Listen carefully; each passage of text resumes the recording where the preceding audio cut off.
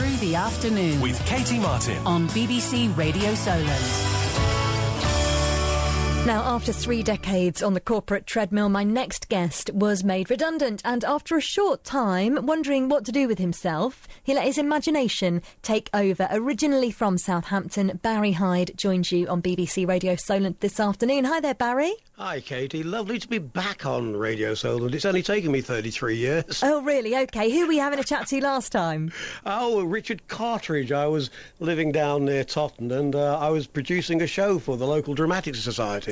Oh, wonderful. Yes. OK, well, Richard Cartridge is still hanging around. I know, yeah, we dust him off once a week on a Sunday afternoon. So tell me a little bit about you then, Barrie. You were working in the corporate world for quite a long time. I was in financial services all my life. I mean, I started as a rookie rep down in Southampton, in fact, and spent many years there, and then moved up the corporate ladder to the point where, you know, everything was hunky-dory in my 50s, on the board, earning loads of money, and kids at private school, etc., and lovely house. And then suddenly I got the job. I was made redundant, and it's a cold world out there. And I think what was fascinating, you think you've got a lot of friends in the commercial world, but suddenly the phone stops ringing. And people who said to me, "Oh yes, Baz, we'll look after you if anything ever happens," I'm still waiting for those calls. Do you know, I wonder if a lot of people might think, oh, good for you, you know, you've been working hard enough, go and play golf all day, that'd be great. I think the problem is it comes as a shock to the system. I always liken it to a death in the family, actually. You're totally at sea, totally unbalanced, and your routine goes out of the window. And that's really why I started writing, because, you know, before I was made redundant, I would get up and do the normal ablutions and whatever, put the suit on, go to work, and come home late at night absolutely shattered.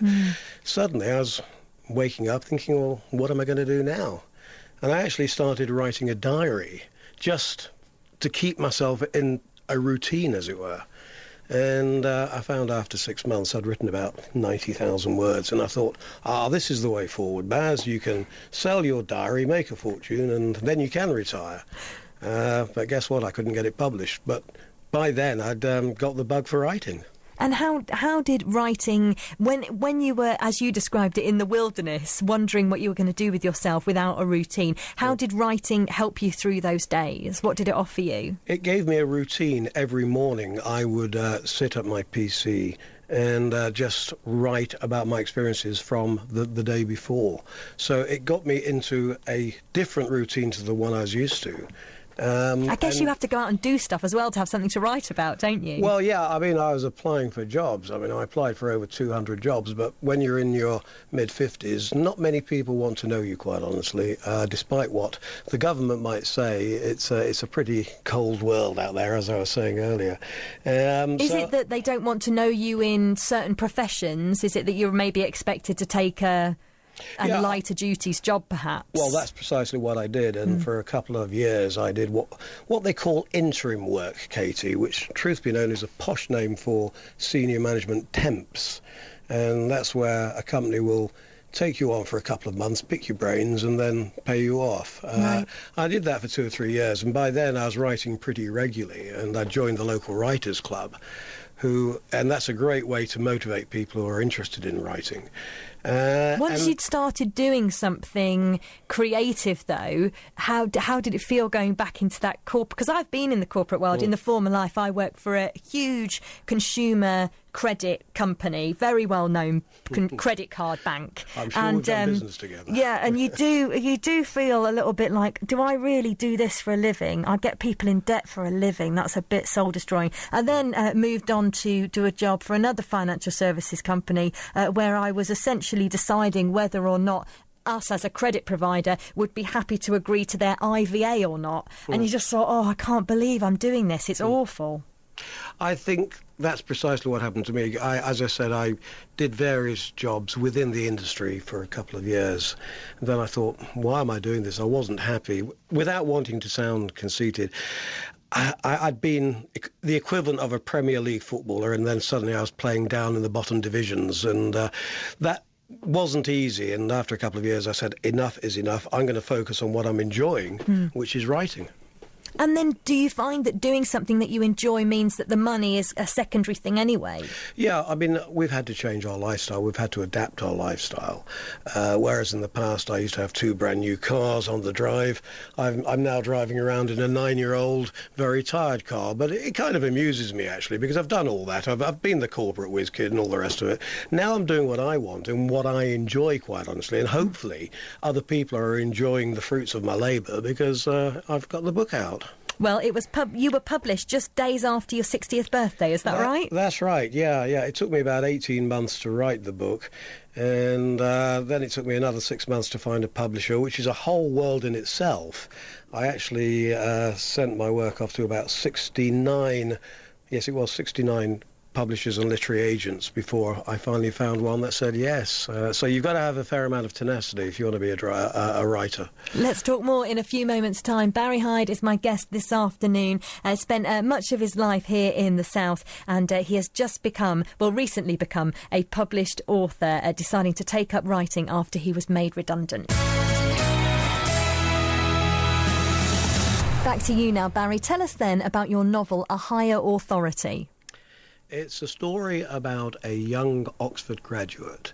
He has a gift for languages, and like so many graduates, he thinks to himself, well, what am I going to do next? He gets a first, in fact, in Italian. And he's on a London tube. He sees an advert for MI5, and that is actually based on fact. And he joins MI5.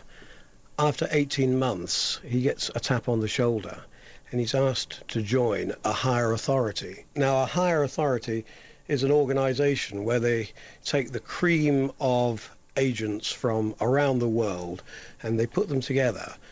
It's all paid for by governments, but they quietly take out the bad guys without making a fuss about it. And our hero, he goes through his training and then he gets involved in drug running, money laundering.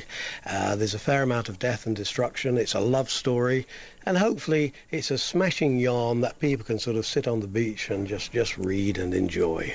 It's not going to be too, I suppose, it's not going to freak you out too much, is it, thinking, crumbs, is all this really going on? I'd like to think it would make people think. I mean, if somebody said to me a few days ago, well, an organisation like this, how could it possibly exist? And I said, well, think back to Northern Ireland in the early 70s. There was an organisation just like that within the British Army, so it's not as daft as it sounds. Well, this is it. I mean, did you watch An Honourable Woman just recently? That was on the TV. Absolutely. Oh, yeah. My goodness. I was watching.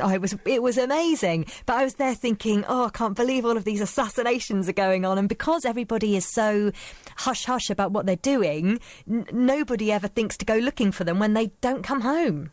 There's a world out there that we don't know exists, I'm sure of that. And that's the fun of writing. You can sort of invent a world and create sort of the magic of a completely different environment, as long as it's grounded. And I always try to keep my stories grounded and real, as it were, so that people can actually relate to what is happening. How do you go from being the person who is in charge of lots of other people to being completely at the mercy of whether or not somebody is going to like you after reading 2 or 3 lines that you have written?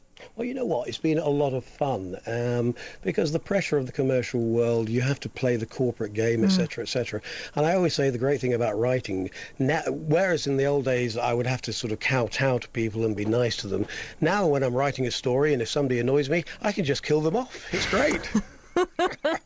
Have you had revenge on some of those people you've met along the way? No, I can't be bothered, quite honestly. Right. They are history, and now I've got my own world and my own characters and my own people. And I tell you what, I just love the whole world of creation. And it's something, I mean, in the past, I just used to write things like corporate reports. I'd never written a story until I was 55. Now I'm sort of in my own little world and I sit at my PC. But the important thing for any prospective writers out there is do join your local writers' circle, because you've got kindred souls there who will help you, motivate you, monitor you, etc., etc. And, it's so important because it can be a very lonely business as well. Well, also to know whether you're going right, whether you are just not maybe attuned to a technique that helps you unravel something that you've been grappling with for a long time? Because like most things, it's very easy once you know the answer, isn't it? Absolutely. But I mean, again, when I am writing a book or whatever, I always let certain people who I respect as writers read my work, so that they can tell me whether it's good, bad or indifferent. And I think that to me is key in terms of learning your craft. I mean, for example, when I was writing this story, I actually put a couple of comments in about my boy making snide comments about 70s sitcoms. And somebody pointed out to me, well, a guy in his early 20s in the year 2014 isn't going to be sort of relating back to 70s sitcoms. And I thought, absolutely right. So, it's that sort of thing you have to change and adapt. And you've got to be prepared to listen to other people and take criticism as well. When I was having a chat to my previous guest, Louise, a singer-songwriter, she was saying that she is her own harshest critic, as it were. How do you feel? Yeah, I mean,